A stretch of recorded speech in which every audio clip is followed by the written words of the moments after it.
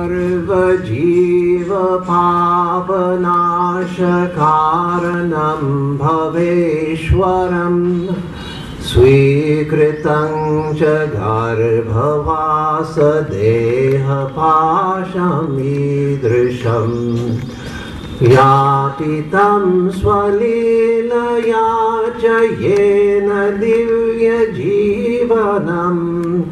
यापितं स्वलीलया च येन दिव्यजीवनम्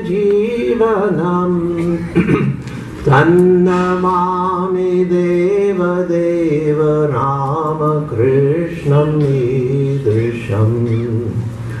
ॐ श्री विवेकानन्दारि सच्शिष्य सुपूजिताय श्री शारदा देव्या विरत सेविताय श्री रामकृष्ण परमहंसाय अवतार वरिष्ठाय च ते नमः।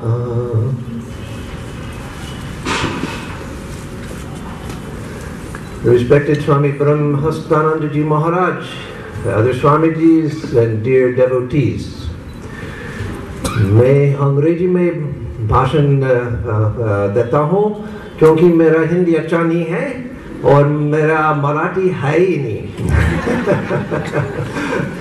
इसलिए अंग्रेजी में करता हूँ। I have occasionally given talks in Bengali, though my Bengali is not so good, but here today, of course, I will speak in English. It's a great pleasure for me to be here today. I've been to Nagpur before. I don't know if any of you remember my visits. Probably not, because last visit I was here was 1975. And previous time to that, first time was 1971. Second time 1975. Some of you know Rajiv Maharaj, Swami Atmarupananda Ji. He was a student in the hostel when I last came, 1975. And of course, Brahmastananda Ji Maharaj and I are friends from that time. He was here when I came. And he and I were in training center together. We were two years together as good friends in training center. So I've known him for a long time. And when I first came, and second time also, 71 and 75, revered Swami Bhaskareshwarananda Ji Maharaj was here. I joined, as Maharaj said, I joined in Chicago ashram under Swami Bhashyananda Ji, who was from Nagpur, from the Nagpur ashram.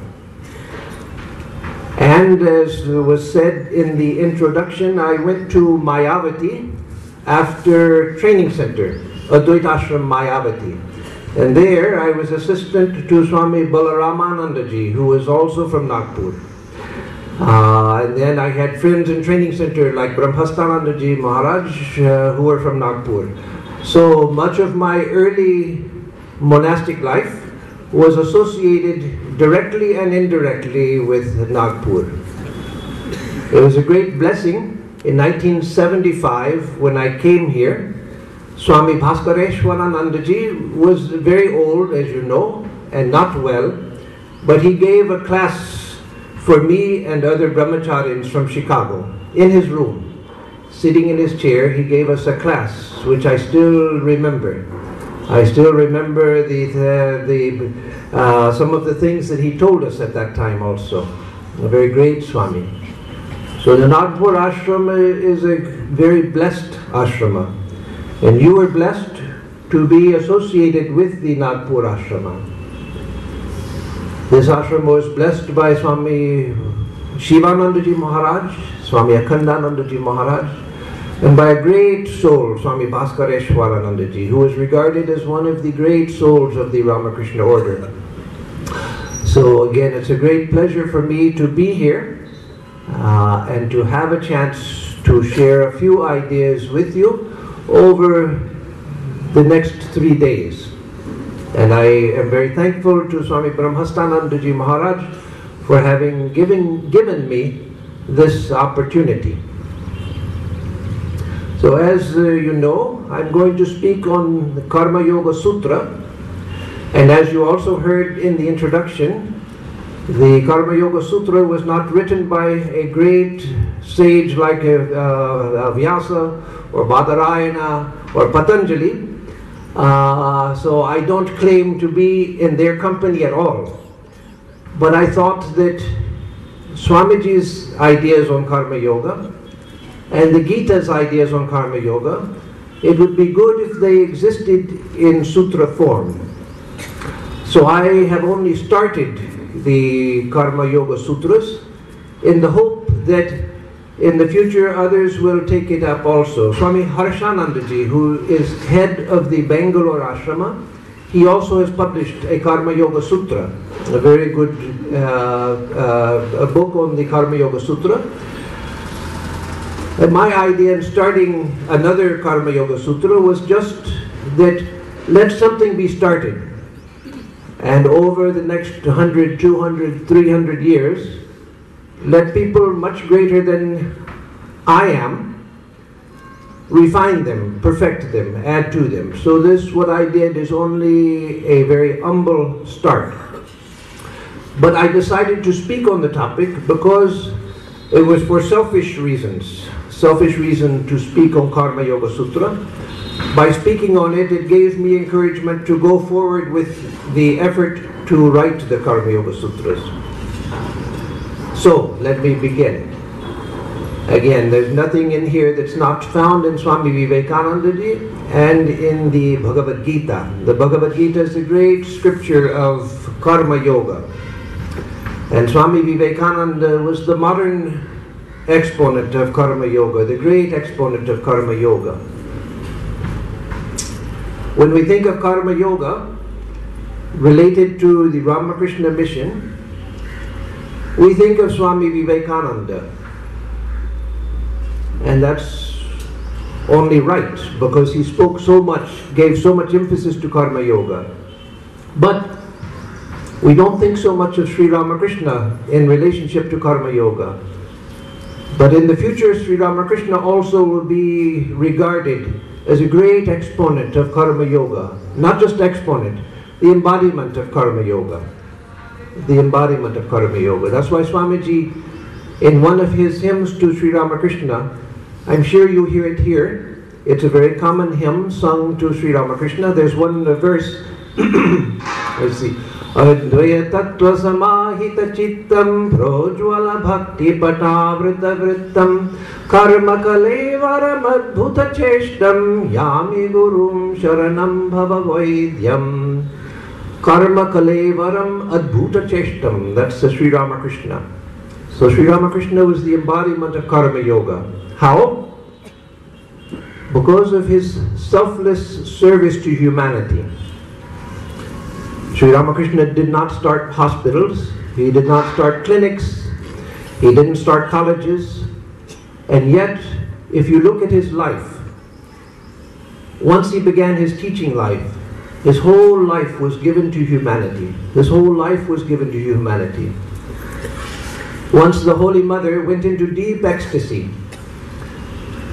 Golap Ma, Yogin Ma, 2 or 3 others were seated around Holy Mother, and they witnessed that Mother had gone into very deep ecstasy, completely oblivious of the outer world.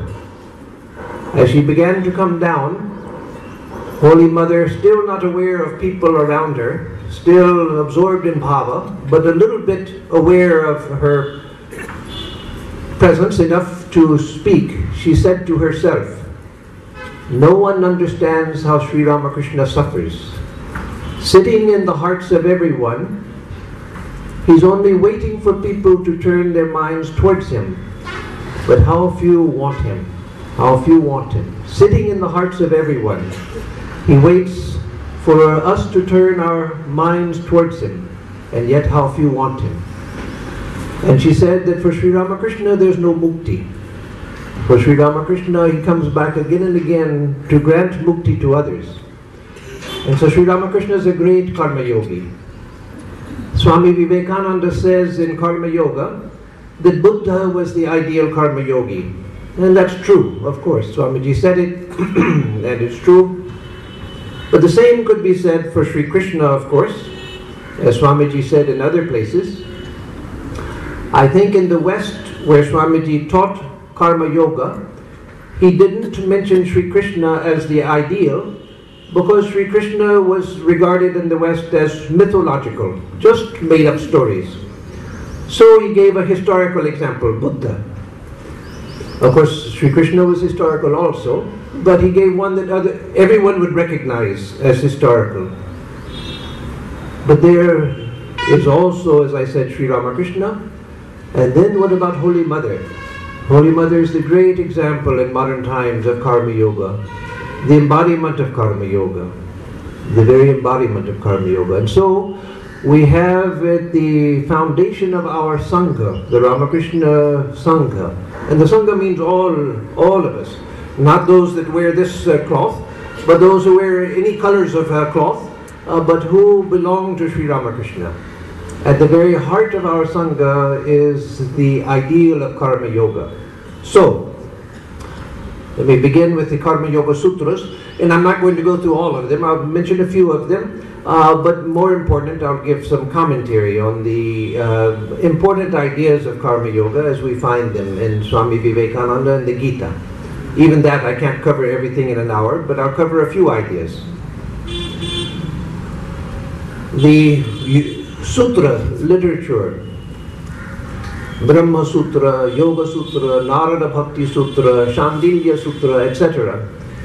They usually begin, like Yoga Sutra, Atha Yoganushāsanam, now for the exposition of yoga. Or the Brahma Sutra, Athato Brahma Jignasaha. And now then, for the inquiry into Brahman. Or the Bhakti Sutra, Athato Brahma Jignasa. Or no, Athato Bhakti Vyakyasyamaha. And Shandilya Bhakti Sutra, Athato Bhakti Jignasa. So they all begin in that way, Atha, now. And so it's only right that the Yoga Sutras also should begin with Atha Karma Yoganushāsanam. Atha Karma Yoganushāsanam. That is now for the study of Karma Yoga. All of the great acharyas have said that word Atha at the beginning, Atha Yoganushāsanam, etc., that is significant. Atha, a very small word, 2 aksharas, but it means now for the study of, now for the inquiry into yoga, to Brahman, Bhakti, etc. But now means what? Means now we have come to a point in our lives where we want to know about Bhakti, about Karma Yoga. Traditionally, like for the Brahma Sutras, it was considered that before you begin the inquiry into Brahman, that you should have acquired certain qualifications, certain adhikara. So for Karma Yoga, Karma Yoganushāsanam, Karma Yoga Jignasa, what qualifications do we need? For Brahma Jignasa, we're expected to have the Sadhana Chatushtaya, Viveka, Vairagya, Samadhi, Shat Sampatti, Mumukshutva, etc. For Karma Yoga, what we need is the recognition that I need Karma Yoga. Karma Yoga takes all of us where we are. The only condition for practicing Karma Yoga is that I want to improve myself. In the Yoga Vashishta, there's a famous verse at the beginning of the Yoga Vashishta, not the first, but the 3rd or 4th verse maybe. Aham baddho vimuktasyam iti yasyasti nischayaha natyantamagno notagnya somin shastre dhikaravan. Aham baddho, I am bound. Vimuktasyam, I wish to become free. Anyone who has that is fit for Karma Yoga. If you feel I am bound and I want to be free, it doesn't matter who you are, what community you belong to, your education, even what you have done in your past life, in this life. whatever good or bad things you have done, let it be. Aham baddho vimuktasyam. I am bound, I want to be free. That gives me adhikara, that makes me an adhikari for the practice of karma yoga. Natyantamagno, not completely ignorant, no tagnya, and not a knower of the ultimate. I'm neither completely ignorant, meaning I don't even know enough to know that I'm bound, nor have I attained to the highest. Susmin shastredi karavan. Such a one is fit for the study of the scripture. So that's true of karma yoga as well. Karma yoga is the great path for everyone. And as we will see in a moment, karma yoga is the great universal yoga. Whatever else we do in life, in spiritual life, karma yoga is the great universal yoga. That for all of us. So then it's common in the sutra literature to define our terms. So what do we mean by karma? In karma yoga, what do we mean by karma? Yat karyate iti karma. Yat karyate iti karma. From kri dhatu. Kri dhatu karma. Anything that is done. Yat karyate iti karma. That which is done. Sharirena vacha manasa. By the body, by speech, by the mind. Whatever you do is karma. Thoughts that you think. You're sitting listening to a talk, that's karma. I'm giving the talk, that's karma. Someone is in the kitchen preparing food for all of the devotees, that is karma. Eventually you will eat the food, that also is karma. Therefore we say brahmarpanam brahmahavir brahmagno brahmanahutam. That's karma. You want after food, you want to rest for a while, you sit and just relax for a while, that's karma. You're thinking about something, worrying about something, that's karma. Everything is karma. So any action of the body, speech or mind is karma. And so the field of karma yoga, kshetram, karma yogasya kshetram, the field of karma yoga is all activity of any type. So that's karma, action. Kriya iti karma. What is yoga? What is yoga? Yoga, and the different yogas have different definitions of yoga. And so here, yogastu karmano muktiriti karma viyoga. So in karma yoga, yoga really means, and this is one interpretation, it could be interpreted differently, but here I've given the interpretation in tune with both the Gita and Swami Vivekananda. That yoga means karma viyoga, separation from karma. Not by not doing karma, but by getting rid of kartri bhava, that I am the doer. I am doing work. This work is mine, and the fruits are mine. No, in that sense, karma yoga is karma viyoga, separation from the sense of being the doer of karma. And as we'll see, there are different ways of doing that. So, karma is yogasya upaya, the means of the means of separation from the sense of work is work itself, by doing work. So karma yoga starhi karma pravityam api karma viyoga. So karma yoga means even in the midst of work, separation of the sense of doership from the work itself. Separating ourselves from the sense that I am the doer of the work, but in the midst of the work itself.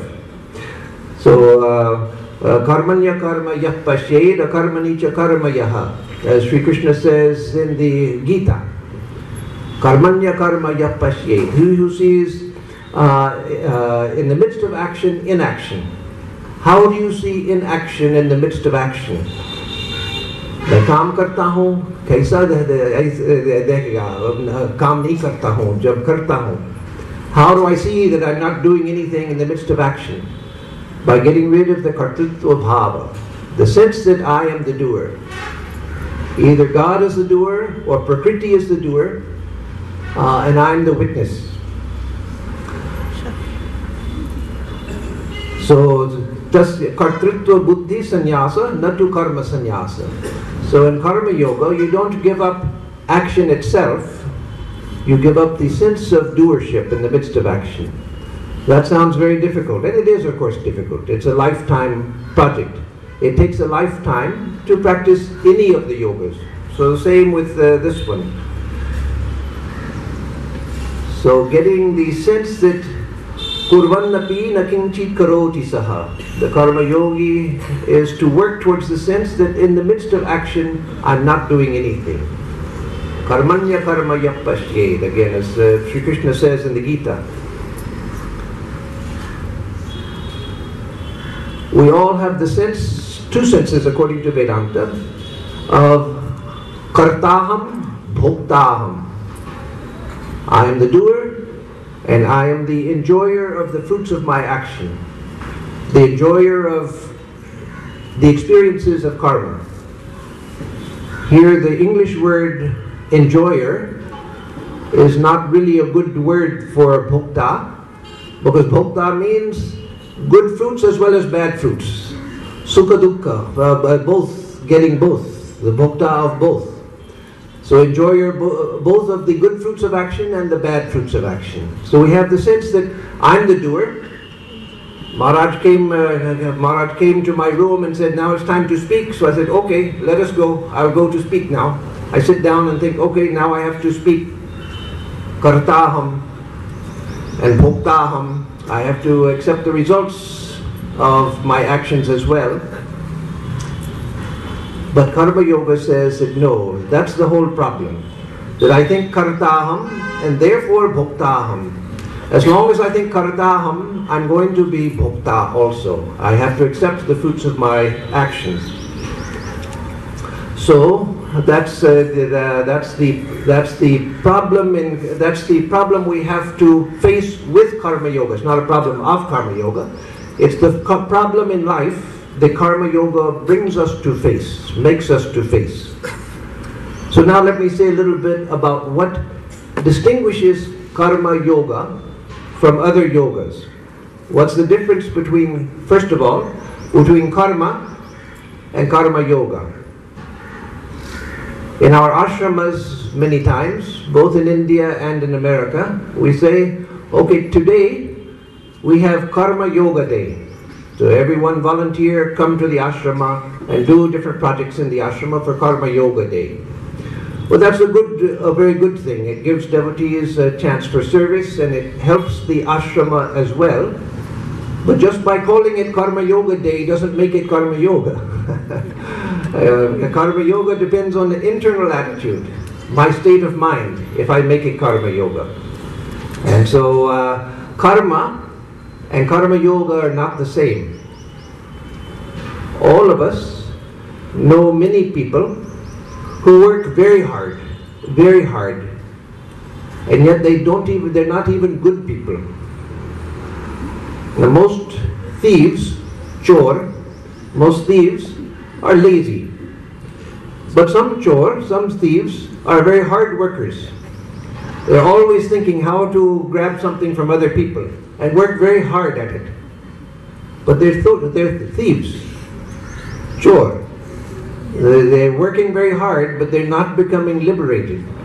So karma and Karma Yoga are very different. Karma Yoga is what transforms karma into yoga. So what is the difference between karma and Karma Yoga?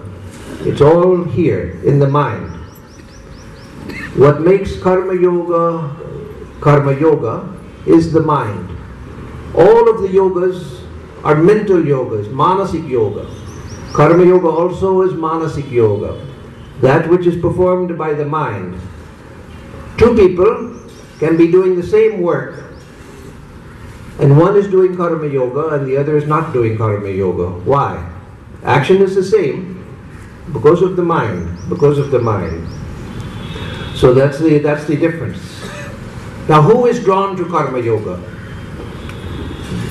What type of person wants to practice karma yoga? What type of person is fit for karma yoga?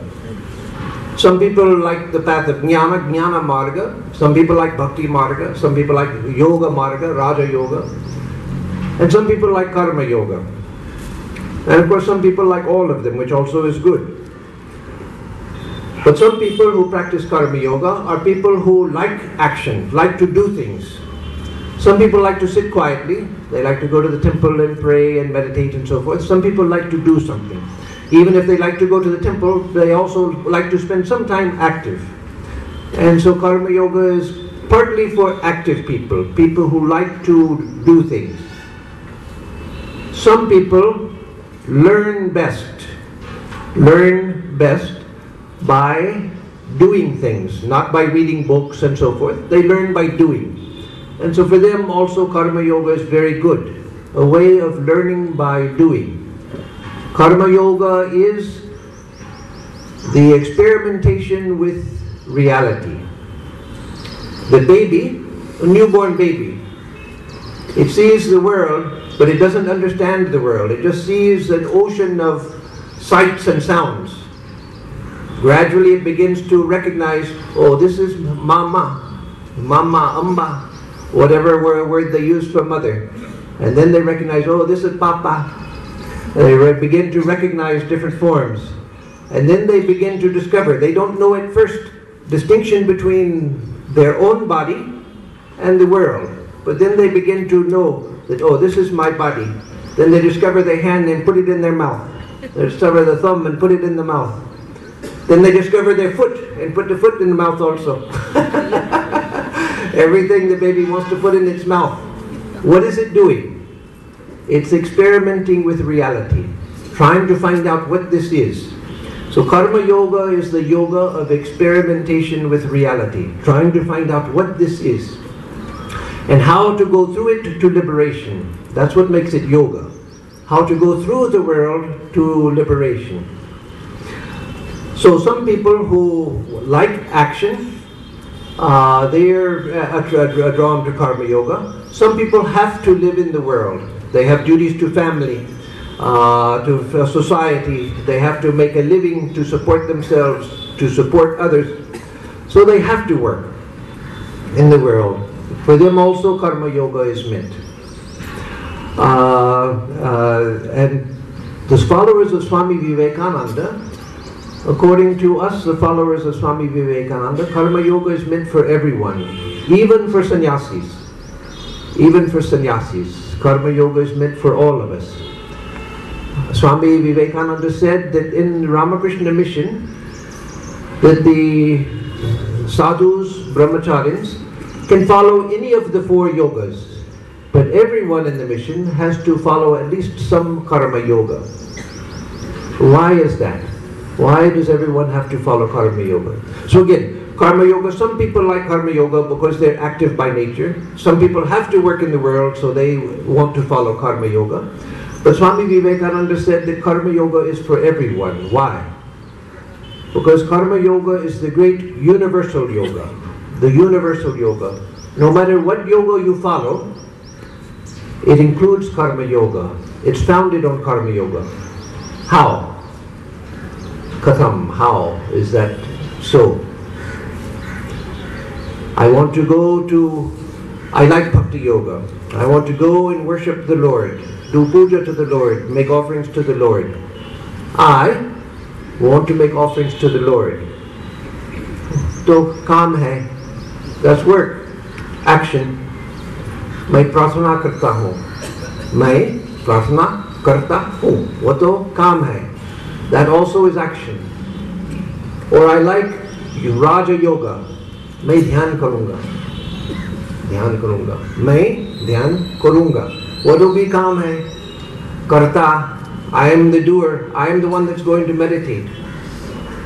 Even if you are a person who spends most of your life in meditation, not many can do that, but even if you can, if you spend most of your day, every day in meditation, you have to practice meditation with